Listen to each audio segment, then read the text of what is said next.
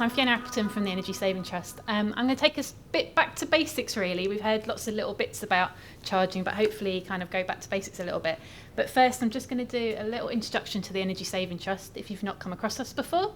So we're a not-for-profit organisation. We've got offices in London, Cardiff and Edinburgh, and we're helping to save energy every day, or helping people to save energy every day I should say. But a lot of what we do is around transport and helping fleets to transition to low emission vehicles. We do things like eco driver training, so helping fleets to kind of train their drivers to kind of look at how they might drive just standard petrol or diesel vehicles a bit more efficiently and try and get the best efficiency out of those and kind of reduce their carbon emissions. But also increasingly, as fleets transition to electric vehicles, kind of helping them to train staff to use those as well, because there's a slightly different style to driving those, and lots of drivers are often a little bit apprehensive if they've not driven an EV before and they're suddenly handed a key to one, kind of giving them that sort of help really, and a bit of training kind of helps transition them over to that. We also do a lot of support for local authorities and helping them with things like their quality and carbon emission plans as well. And also we do lots of sort of employee engagement type stuff like this sort of thing, kind of speaking to businesses or speaking to employees to try and kind of spread the word about electric vehicles really, and kind of what business needs to do. So one of the big things we do, and we've done this for quite a while now, is offer fleet reviews, which is something that the DFT fund for us. So it's fully funded support. And that's really kind of going into fleets, no matter whether they're sort of public sector, private sector, we honestly don't mind. And we basically identify where they might be able to transition their fleet to electric vehicles. So we do things like a whole life cost analysis. We'll kind of look at all the different vehicles that they've got, kind of get data together of like kind of what they're spending on fuel at the moment, kind of what their current carbon emissions are, and then kind of produce a report really as to kind of what they could look at doing in the future.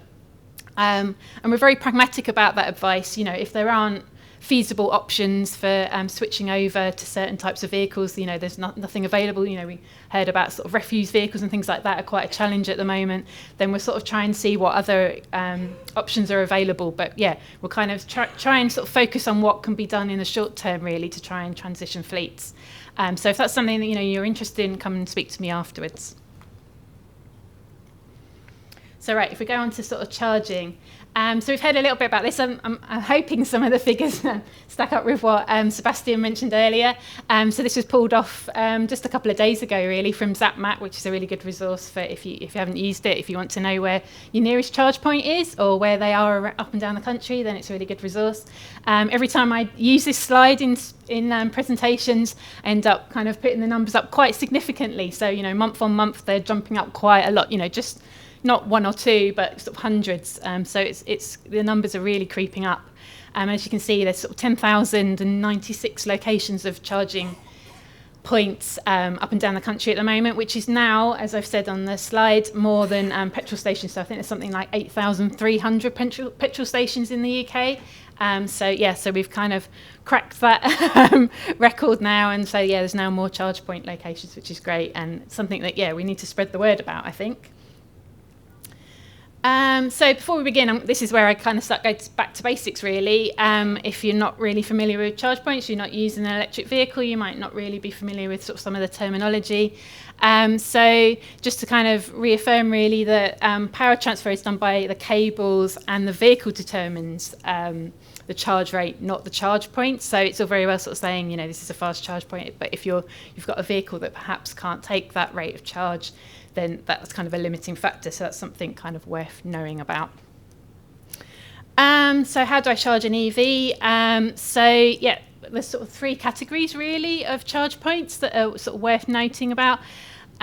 So we've got kind of wall-mounted domestic and workplace. This is kind of case A. So the sort of thing that you would have in your house, in your workplace, pretty basic. Case B, which is more public post destination charging, the sort of thing. I mean, that's a shopping centre, so the sort of thing you might see there, or in a supermarket.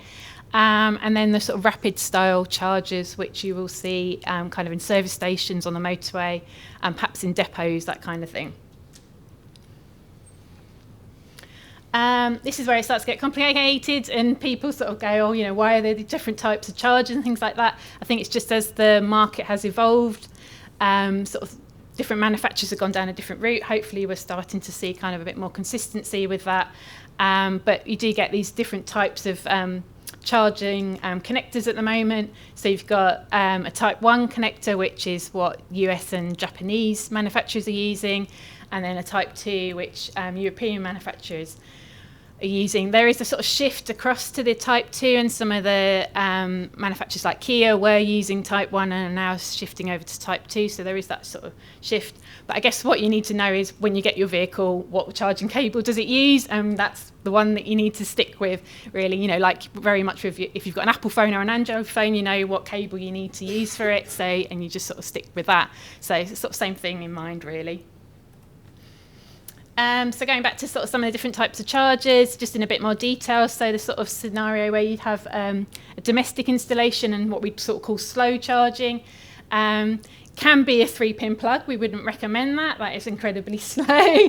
Probably, I don't know what sort of the energy providers would sort of suggest about that, but it's not ideal, really. You'd only use that in an emergency. Ideally, you would get an actual kind of dedicated charge point put in your home if you're going to use that, and that can be sort of 3 kilowatt or 7 kilowatt, depending on kind of the supply you've got going into your house.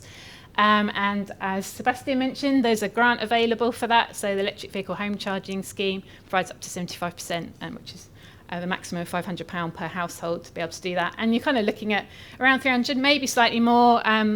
As Sebastian mentioned as well, or a few speakers have mentioned about smart charging. All the chargers now need to be smart, so the price is a little bit higher than that now with that smart capability, but that's really useful.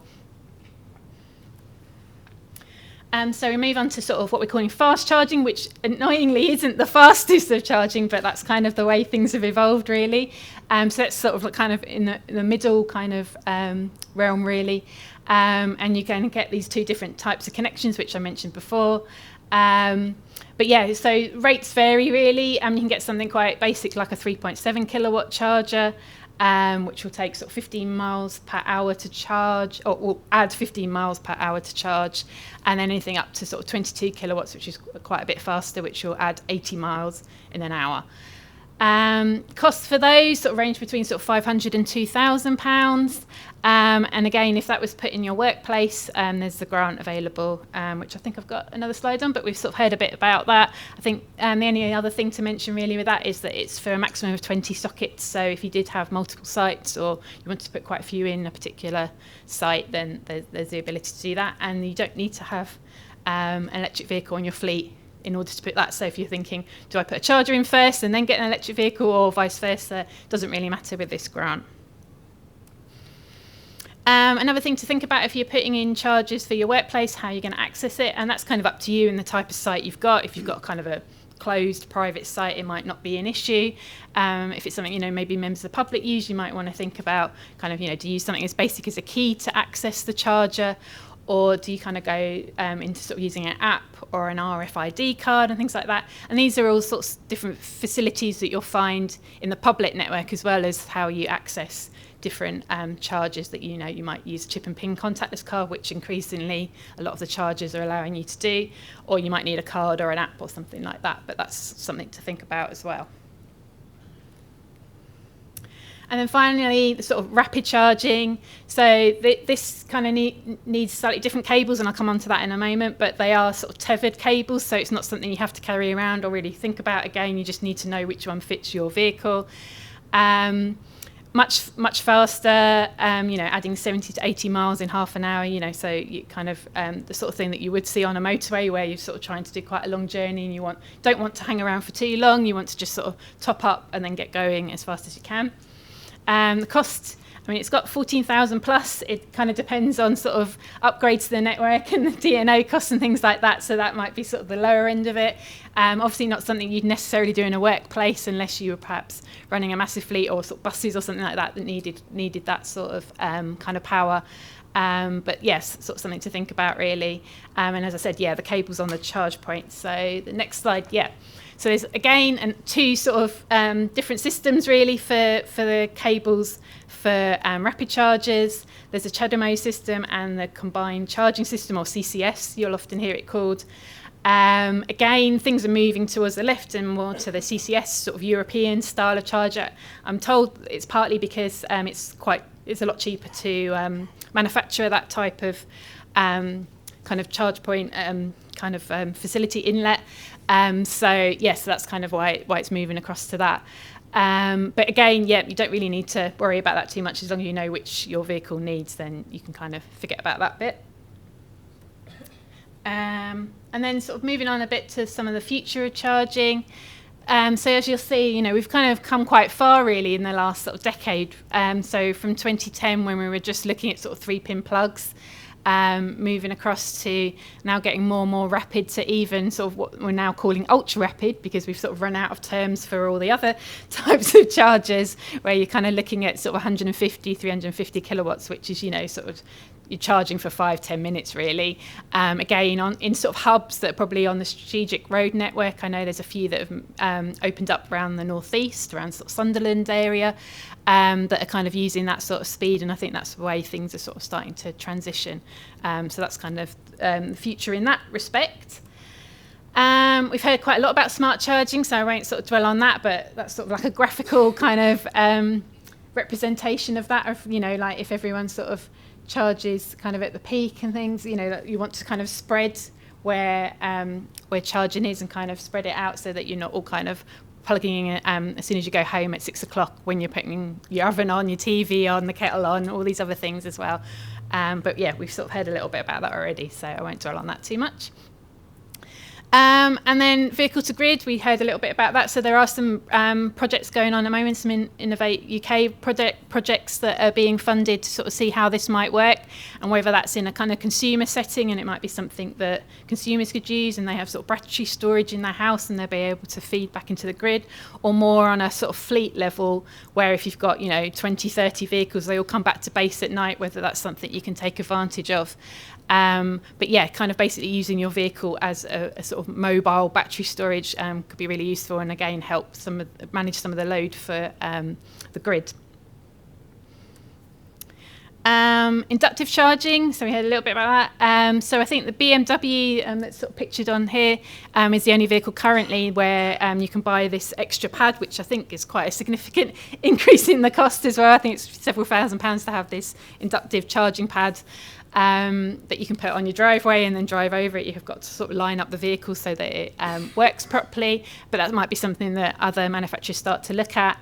There's also looking at the sort of taxi fleet side of things. I know there's a Japanese company that are trialling some inductive pads in Nottingham at the moment, actually, so that in taxi ranks it kind of makes sense. They're all kind of lining up across these inductive pads and then being able to use that if they're using EV. So that might be something where that's used quite a lot. And that's it. So if you've got any questions about any of the support that we offer or anything about charging, then let me know. Thank you.